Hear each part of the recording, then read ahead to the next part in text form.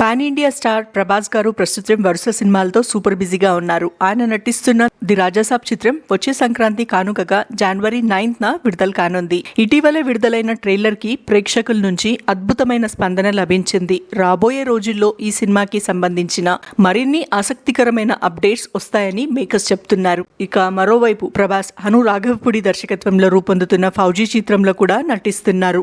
ఈ cinema shooting శరవేగంగా జరుగుతుంది. ఈ రెండు చిత్రాల తర్వాత ప్రభాస్ నటించబోయేది సందీప్ రెడ్డి వంగ డైరెక్షన్ లో తెరకెక్కుతున్న స్పిరిట్. అర్జున్ రెడ్డి, యానిమల్ సినిమాలతో దేశవ్యాప్తంగా సంచలనం సృష్టించిన సందీప్ ఈసారి ప్రభాస్ ని ఎలాంటి అవతారంలో చూపించబోతున్నారన్న క్యూరియాసిటీ ఫ్యాన్స్ లో నెలకొంది. ఇప్పటికే ఈ సినిమా ప్రీ ప్రొడక్షన్ పనులు పూర్తయ్యాయని, విదేశాల్లో కొన్ని భారీ లొకేషన్లు ఫిక్స్ చేశారని సమాచారం. తాజా టాక్ ప్రకారం నవంబర్ 5 నుంచి స్పిరిట్ షూటింగ్ అధికారికంగా ప్రారంభం కానుంది. హై వోల్టేజ్ యాక్షన్ మరియు ఎమోషనల్ థ్రిల్లర్ గా రూపొందుతున్న ఈ ప్రాజెక్ట్ కి సంబంధించిన ప్రతి అప్డేట్ ప్రభాస్ అభిమానుల్లో కొత్త ఉత్సాహం రేపుతుంది. ఇక హీరోయిన్ విషయానికి వస్తే మొదట దీపిక పడుకోనేని ఎంపిక చేసిన సందీప్ ఆమె కండిషన్లతో విసిగిపోయి ఆమె స్థానంలో తృప్తి దిమ్రీని ఫైనల్ చేసినట్లు తెలుస్తుంది. అలాగే మలయాళ సుందరి మడోనా సెబాస్టియన్ కూడా కీలక పాత్రలో కనిపిస్తున్నారట.